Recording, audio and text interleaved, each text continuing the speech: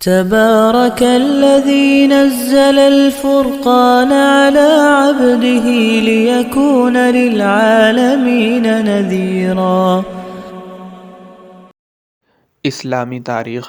حمراء al Assad پر 3 روز قیام۔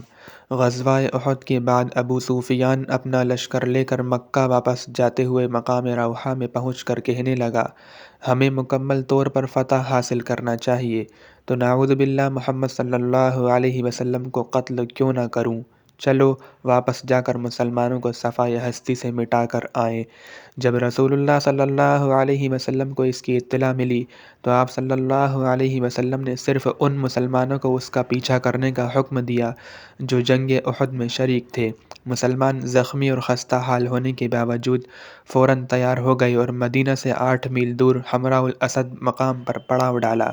جب ابو سفیان کو ان کی بہادری اور شجاعت کا پتہ چلا کہ محمد صلی اللہ علیہ وسلم پھر اپنے ساتھیوں کو لے کر مقابلے کے لیے پیچھا کر رہے ہیں تو اس پر خوف طاری ہو گیا اور سب کی ہمت پست ہو گئی۔ بالآخر ابو سفیان اپنی فوج لے کر مکے کی طرف فرار ہو گیا۔